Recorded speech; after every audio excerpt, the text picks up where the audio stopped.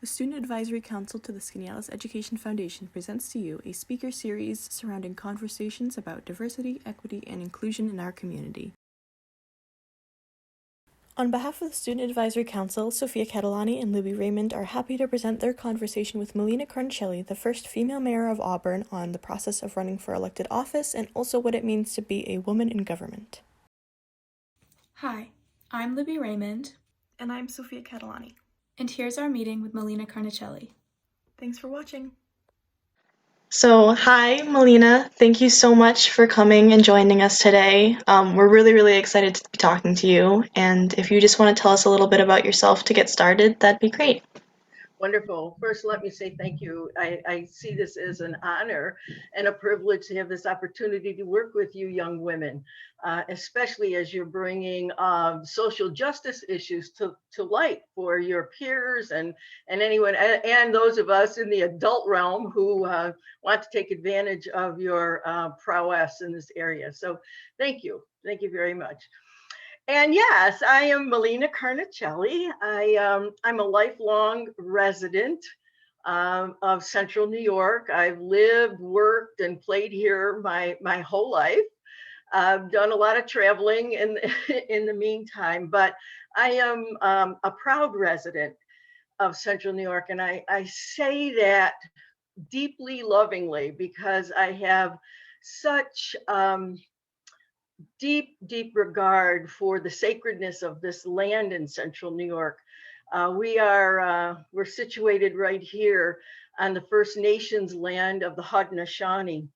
And those of you that are familiar with the Haudenosaunee, we in our American parlance have called those people of the First Nation Iroquois, the Iroquois Confederacy.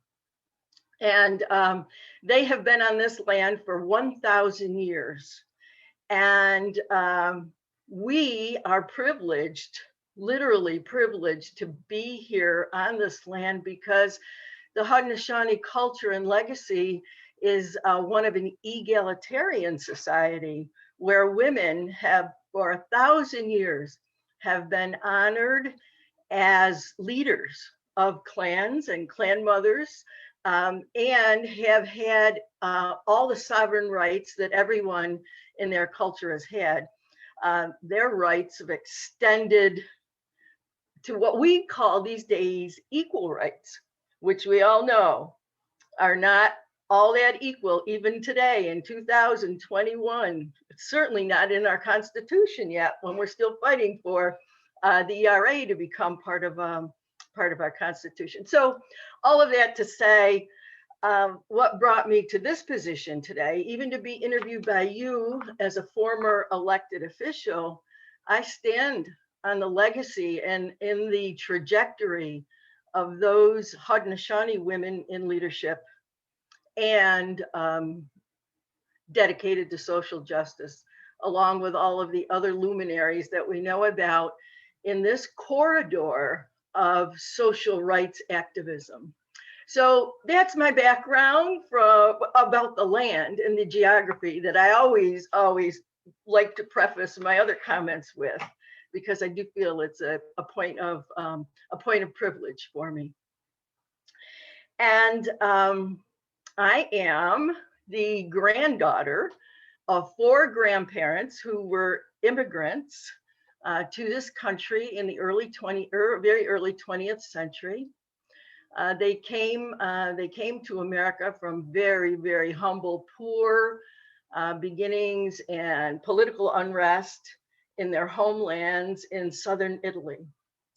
And I'm the second generation born in America. My parents were born in America, and my aunts and uncles, none of whom went to college and many of whom did not finish high school. And in my generation, myself and all of my cousins on both sides have grown up middle class, white, privileged, with our being a Caucasian in this society.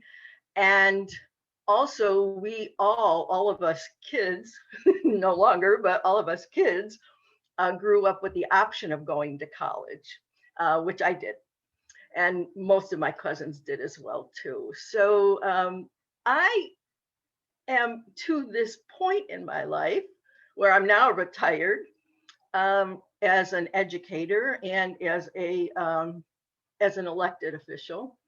But I got to this point in my life because of my life experiences and how I grew up, and with surrounded by very strong women of good humor, outspoken, and avant-garde in their own way. So I had that as part of my upbringing and seeing what's possible being a woman in a male-dominated society. So as a kid, I always had that notion that there was nothing that really needed to get in my way. Certainly not because I was a girl. All my aunts and neighborhood women were ruling the neighborhood, ruling the roost, and making all major decisions. So I came up with that. I did come up with that. And then quickly learned as I got older and older that that wasn't the case for a lot of the young women that I knew at the time, and certainly became part of the whole women's rights movement, of the 60s and 70s, because I was just ingrained with the notion that my gender wasn't a factor in what I wanted or needed to do with my public life.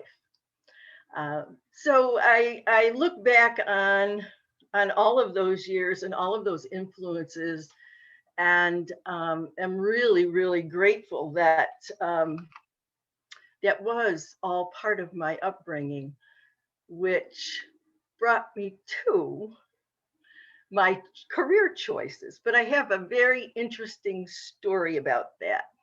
So while I personally, in my heart and my head, knew I could do whatever I wanted to do, and I was encouraged, by the way, by my mother and father in that regard as well.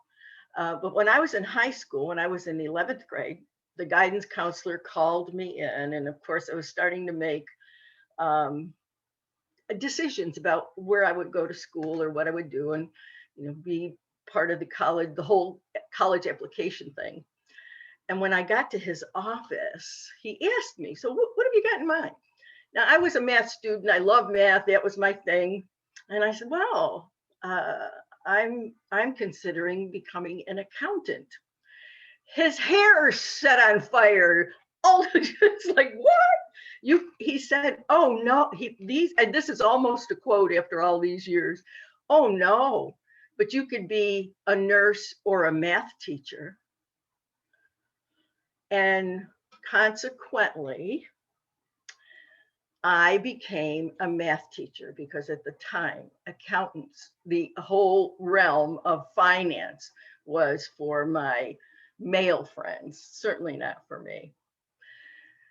So I did go on. I became a teacher. I taught public school for many, many years, and math was always my focus with my middle school, high school, and elementary students. And then I went on. I went on to be elected to local city government, and I became city councilor in Auburn. I was elected in 1995, and I was only the second woman on council ever to be elected. And I served for 2 years with another woman. And after that 4 years on city council, I ran for and was elected mayor. And that I became mayor on January 1st in the year 2000, which is almost exactly 21 years ago. I still hold the unfortunate distinction of being the only woman to have served in that position to this day. So that's my trajectory from my childhood to this very moment. That was great. Thank you very much for sharing. The first question that we have is, was there a person or an event that prompted you to want to engage civically within your community? Or maybe what made you want to take that leap from being a math teacher to running for office? I'm grateful for that question. One of the women that I mentioned, one of the women in my neighborhood that I mentioned, she was a relative of my father. Her name was Babe. Her name was Carmela, but everybody called her Babe. And she was the one, along with my mother, became her best friend. So Babe and my mom were always very, very involved with the leadership of Babe, of being out there helping people in the community, people in the neighborhood in whatever way they could. So Babe always was the leader in that, always gathering other women around to be of service to our neighbors and families and relatives and that sort of thing, and people we didn't know. I watched that happen, and I tagged along as a very young girl at all of those events. And Babe especially became almost the leader in this whole city of Auburn for the March of Dimes, it was called at the time, where it was a fundraiser for medical people in medical need. So she really was my mentor in understanding social justice and in understanding outreach and how one person can make a huge difference in the lives of others, one way or the other, but she was always on the goodness side, always on the goodness side. So with that, really became part of my DNA. I mean, there was really no other way to live. I never saw another. That was the way that became my my motivation in a lot of things that I did in my life. And so when it came time for the Democratic Party locally to have someone who was active in the community become part of the campaign, part of the campaign for mayor. This was 1995. They approached me, and I had never run for office before, and I never worked on really worked on a campaign before. So I was approached by the members of the Democratic Party to run for mayor, and I immediately said no, because I had no idea how the government ran. I really didn't know. I knew a lot of people in the community. I knew how to do a lot of activist kind of work or gathering people together to provide a safe haven for others. I knew how to do that, but I didn't know anything about government. So I said no, flat out no. And this gentleman was persistent. And he said, okay, if you won't do that, will you run for a council seat? And I said yes to that, because that I knew I could be an advocate for what needed to be needed to change on the community level. So I said yes, and I was elected in my first time out. So after that, after I sat on the city council for a while, I knew I could. I learned all about the government, learned all about what needed to be done fiscally for the community. And then I decided to run for mayor. And I won. Okay, thank you. Our next question was, were there obstacles specifically associated with being a woman that made broaching this field more challenging? I'm sorry, I didn't hear the last part. That made what more challenging? That made broaching this field challenging. Oh. Well, as far as the campaigning went, I would say no. Although there were some very, very unseemly things that people said and did while I was campaigning, but there was nothing that was going to stop me from doing that. Again, because I had a lot of community work in my background, so I knew I could do the council job. However, when I got on council the first time, when I won my first election, another woman was already seated, so there were two of us on council. And so often at meetings, I would be with her at meetings. So it didn't seem unusual for me. She led the way. Her name is Ann Bunker, and she led the way for women on Auburn City Council, and kind of paved the way for me to be there as well. So the council seat, in city government, local city government in Auburn, there are 4 council seats and a mayor, and everybody has just 1 vote. So there are 5 people on council, and the mayor is the leader of council and the community ambassador, if you will. So with the 2 of us on council for 2 years, the obstacles that I saw when I became mayor weren't so pervasive during the council. But to answer your question about when I became mayor, so that was another unusual step for Auburn at the time, 21 years ago now. I believe I was either the 2nd or 3rd woman in New York State to be elected to a mayoral position in one of our cities. And so it was still unusual. And Auburn was considered rather conservative, conservative minded. So my campaign for mayor was different in the respect that people became very vocal about why I wasn't home cooking for my family. So when I got home and I said that to my family, we all laughed out loud because I was the worst cook ever.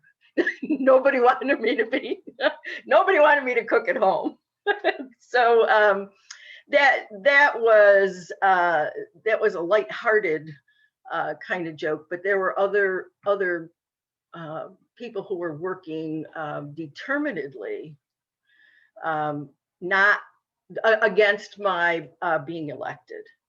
I had relatives, my husband's side, not mine, relatives who worked with the same last name, who worked decidedly against me. And it was based, it sure was based in gender, and certainly in my social justice work was also out there publicly. So people who carried any kind of prejudices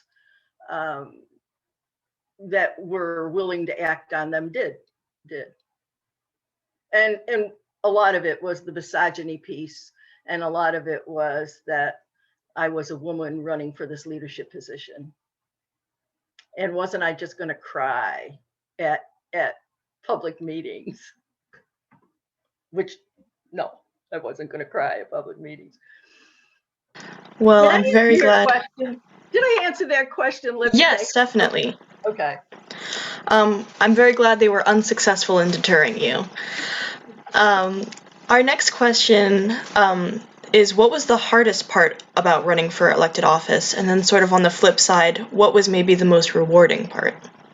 Well, one of the hardest parts about running for office is, first of all, well, 2 things that I will say right off the bat. First of all, being inwardly, in your heart, your mind, and your gut aligned in your own spirit that you're doing this because you absolutely want to do it and you believe you're going to make a difference. However, whatever that is, but the belief in that. And the reason I feel so strongly about that is because there are going to be issues, there are going to be decisions, there's going to be work, there are going to be times when it's going to be very challenging. But when one is rooted in their belief system, then it does make those times in office doable, manageable, and often you're able to sleep at night because of you followed your heart and your mind. The other piece that's a difficult piece is the campaign. Campaigning is a very, very strategic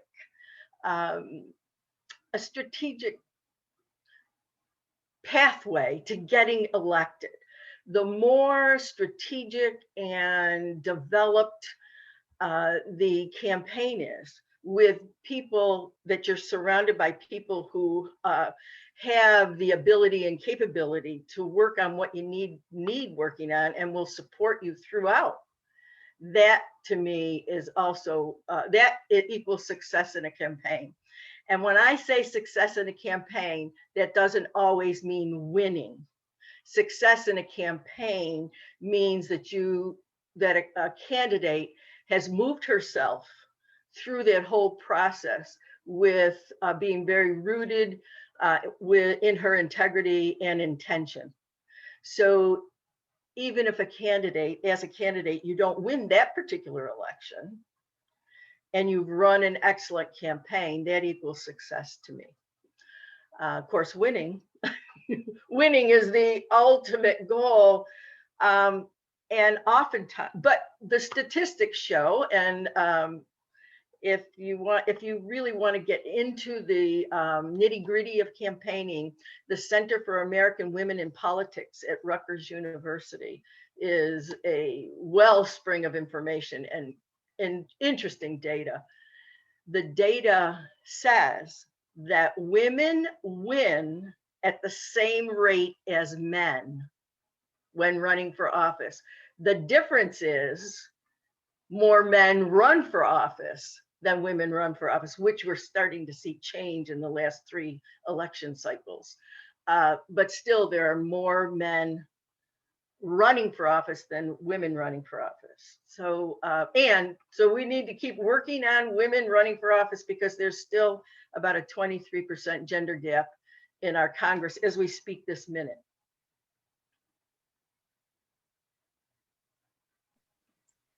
Okay, so our next question is, are there any steps young civically active men or women could take to become more involved? Oh, absolutely. Absolutely. And again, I kind of go back, whether you're a young woman or a young man, following your passion. If there is a community or a public issue or a concern that you're feeling really passionate about, or maybe not even really passionate, but passionate, find an avenue to get involved in that particular issue. What you outlined that this series is going to be about is many different social issues that our society is dealing with as we speak. So if one of those issues is of particular interest or concern or expertise, find a way to get involved. There are clubs, there are people who are always looking for volunteers to do some kind of work. There's all kinds of information online about a particular issue. So start getting more and more in depth on the issues and the pros and cons as well. So you want to understand both sides so that you can be very, very involved in that. So I think that's a follow your passion. Follow your passion is, I guess, the number one thing. And then there are also other programs, such as the one that that you two are involved in, First Amendment, First Vote. That's a program for a civic engagement program for high school girls. And there are many other opportunities for boys. And by the way, First Amendment, First Vote will be open to high school boys as soon as we reach gender parity in elected office in America. Then it'll be open to everybody. But our goal, as you know, is to eliminate the gender gap in elected office at the local, state, and national levels. But there are programs that are out there. There are summer camps. There are campaigns locally and on the state level that are looking for young people to take part as volunteers, and that's always available. And the party of your choice, so you can be involved in the party of your choice. So yeah, actively internally and actively externally. Do you think that you could talk a little bit about that process of founding First A, First V, and maybe a little bit more in depth about what the goal was there? Okay, So First Amendment First Vote, as I just mentioned, is a civic engagement program for high school girls. It's nonpartisan. So there's not an affiliation with Republicans or Democrats or conservatives. It's for any high school girl that wants to explore and imagine themselves in elected office sometime in the future, or in a government related position sometime in their future. This program is now starting its third year, and it came about as an inspiration from the women's marches that have been going on for the last 4 years all over this country and all over the world. So the activism by millions and millions of women in January of 2017 really inspired me to think about what I could do, what we could do to sustain that energy and directly involve young women in that persistence of social activism, if you will. And so with that notion and my background in education and as a teacher and my background as an elected official, I thought, wow, perhaps if I could put those skill sets together and those experiences together, we could engage girls in a program that actually says that governance on the local, state, or national level is your rightful place too. So with that, a small group of us who were interested in pursuing this got together, and we spent about 7 months. We had a young person involved, a high school girl involved in that process too, brainstorming what could this be, what could it look like. So in February of 2018, we rolled it out in Seneca Falls and in Buffalo with a total of 49 girls.